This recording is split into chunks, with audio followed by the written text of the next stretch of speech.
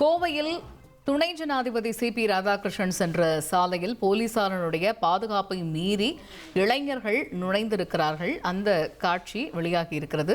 Police பாதுகாப்பை மீறி இருசக்கர வாகனத்தில் சென்ற இளைஞர்களை அடையாளம் கண்டிருக்கிறார்கள் காவல்துறையினர். இது பற்றிய முழு விவரங்களை கேட்டு பெறுவோம். செய்தியாளர் கார்த்திக் இணைகிறார். இந்த சம்பவம் பற்றிய முழு விவரங்கள் என்ன கார்த்திக், விவரிங்க.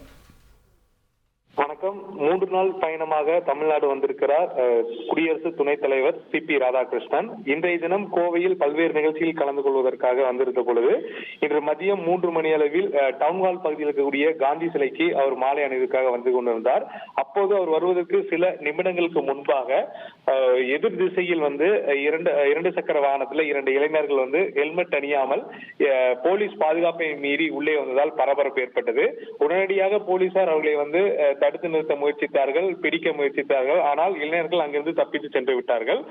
இந்நிலையில போலீசார்கள் தப்பித்து சென்றவர்கள் யார், அவர்கள் எதற்காக உள்ளே வந்தார்கள் என்ற கோணத்தில் போலீசார் விசாரணையை தீவிரப்படுத்தியிருக்காங்க. அதுல வந்து இப்போது அனீஸ் ரகுமான் சாரமேடு பகுதியைச் சேர்ந்தவர், ஆசிக் கரும்பு கடை பகுதியைச் சேர்ந்தவர் என்று இந்த 2 இளைஞர்கள் என தெரிய வந்திருக்கு. இவர்கள் மீது ஏற்கனவே ஒரு சில காவல் நிலையங்கள்ல குற்ற வழக்குகளும், குறிப்பாக கஞ்சா போன்ற போதைப் பொருட்கள் பயன்படுத்தியதான வழக்குகள் பதியப்பட்டிருப்பதாக காவல்துறை தரப்புல தகவல் கொடுத்திருக்காங்க.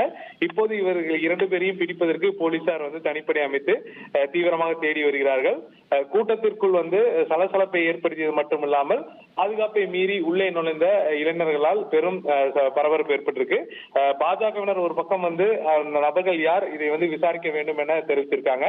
அதே சமயம் துணை ஜனாதிபதி அங்க இருக்கக்கூடிய பத்திரிகையாளரிடம் வந்து ஒரு பேட்டியும் கொடுத்து விட்டு சென்றார். அதாவது எனக்கு எந்த விதமான பாதுகாப்பு குறைபாடும் இல்லை, கோவை மக்கள் தான் எனக்கான பாதுகாப்பு என்று அந்த தகவலையும் அவர் சொல்லிவிட்டு சென்றிருக்கார்.